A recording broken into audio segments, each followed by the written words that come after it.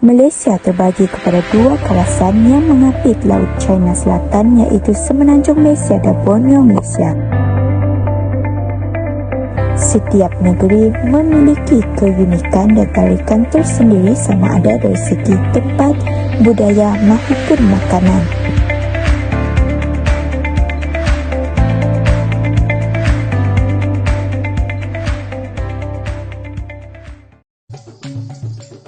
Assalamualaikum. Hai, pernah tak korang mendengar mengenai keistimewaan negeri Kelantan?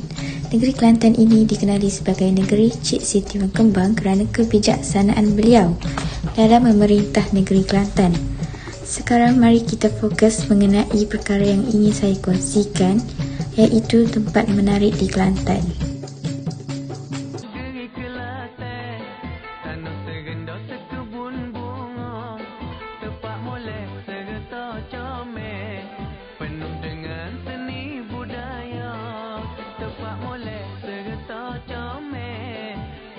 Antara tempat yang menarik di Kelantan ialah Mini Zoo Kuala Krai.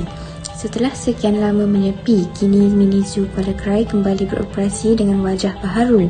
Pembukaan semula Mini Zoo Kuala Krai ini tercetus apabila pihak kerajaan menyedari kurangnya tempat pelancongan yang menarik yang boleh dikunjungi, terutamanya di daerah Kuala Krai. Lokasi yang berkonsepkan eko pelancongan ini telah menelan belanja kira-kira RM2.5 juta ringgit dan secara tidak langsung telah membuka peluang pekerjaan kepada penduduk tempatan. Dianggarkan terdapat lebih 50 spesies haiwan di sini yang terdiri daripada haiwan jinak, haiwan liar dan hidupan air. Mini zoo ini juga berkonsepkan symbiotic beef yang bermaksud manusia dan alam saling bergantungan antara satu sama lain dalam pusat tumpuan rekreasi. Walaupun mini zoo ini tidaklah semegah zoo-zoo lain, tetapi ia sudah cukup untuk memberi keterujaan dan keseronokan bagi golongan kanak-kanak. Dilengkapi dengan pelbagai kelengkapan dan kemudahan, pasti akan menggembirakan mana-mana pengunjung yang datang ke mini zoo ini. Ia juga sangat sesuai dijadikan sebagai tempat untuk bersantai dan lokasi percutian di hujung minggu. Ini adalah Menara Condong, iaitu sebuah menara jam yang terletak di Teluk Intan, Perak. Keunikan Menara Condong ini adalah menyerupai Menara Pisa di Itali. Harga tiket untuk masuk ke dalam bangunan ini adalah sebanyak RM2 untuk dewasa, manakala RM1 untuk kanak-kanak. Bangunan Menara Condong ini telah diiktiraf oleh Kerajaan Malaysia sebagai warisan kebangsaan. Okey, jom masuk ke dalam sekarang. Apabila kita masuk ke dalam, terdapat pameran dan maklumat bersejarah tentang Menara Condong ini. Terdapat juga bingkai-bingkai gambar yang tergantung di atas dinding. Terdapat tangga untuk naik ke tingkat kedua.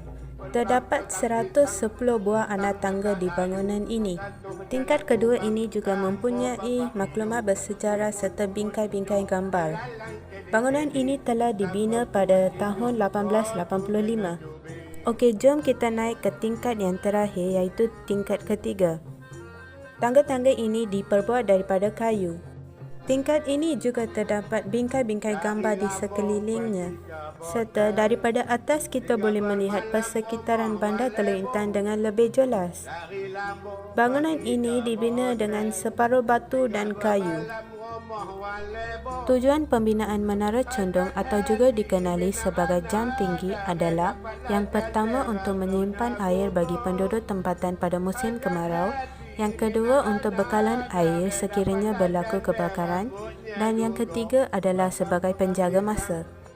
Menara Condong ini merupakan takungan air sebelum adanya tangki air di Cangkat Jong. Terdapat lampu berwarna-warni yang dipasang sekitar bawah takungan air tersebut. Pelancong yang datang memasukkan wang kertas atau shilling ke dalamnya. Menara Condong ini hanyalah 3 tingkat, tetapi ia kelihatan seperti 8 tingkat dari luar. Menara ini juga berada di tengah-tengah bandar. Di sekeliling Menara Condong ini terdapat deretan kedai. Menara Condong adalah warisan negara serta tumpuan pelancong.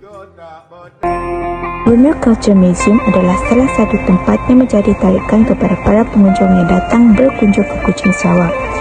Museum ini merupakan museum terbesar di Asia Tenggara dan mempunyai 5 tingkat. Aras 2, galeri kanak-kanak dan sinegraf. Memang terdapat banyak aktiviti yang boleh dilakukan di sini dan sangat sesuai untuk kanak-kanak yang berkunjung di sini.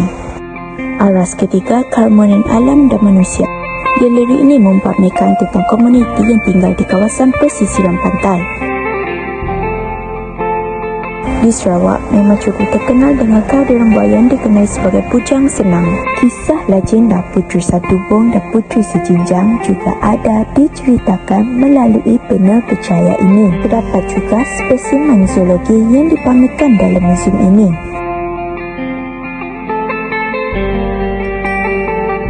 Terdapat juga komuniti yang tinggal di hutan hujan khalistiwa dan tanah tinggi di Sarawak. Seterusnya, Aras 4, galeri peredaran masa. Antara mata wang yang digunakan pada suatu ketika dahulu.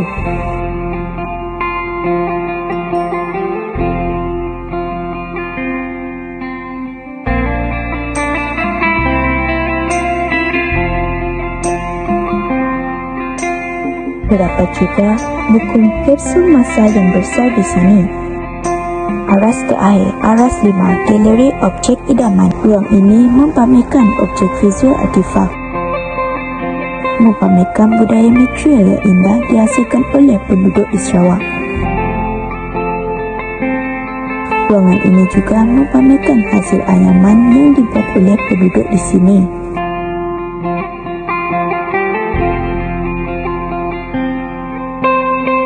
Terdapat berbagai topeng ukiran turut dipamerkan di sini. Baju-baju tradisional untuk perkahwinan orang Melayu, Melanau dan Iban juga boleh dilihat dalam museum ini. Corak pada lantai ini akan berbuka apabila dipijak. Menarik kan? Kuching Sarawak merupakan destinasi pelancongan yang terbaik. Ikan pelancong bukanlah hanya pada tempat sahaja. Malah, keunikan makanan tradisi adalah satu tarikan. Jom, saya bawakan anda semua ke Mukah Sarawak.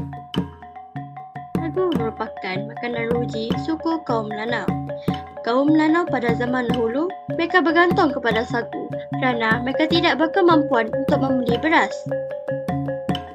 Perniagaan sagu telah bermula sejak 2008, tetapi penghasilan sagu telah diwujudkan sejak zaman dahulu lagi oleh Adiko yang bermaksud kaum Melanau yang tiada agama. Proses pembuatan sagu memerlukan kepakaran untuk memastikan bentuk bulat pada sagu itu terhasil dengan cantik. Campuran bahan sagu yang sudah terhasil akan digelekkan dengan menggunakan gaah atau penapis yang menghasilkan bentuk bulat itu. Setelah terhasilnya bentuk bulat, sagu akan melalui proses pembakaran di atas belanga. Belanga diperbuat daripada tanah hiat, habuk padi dan juga bata.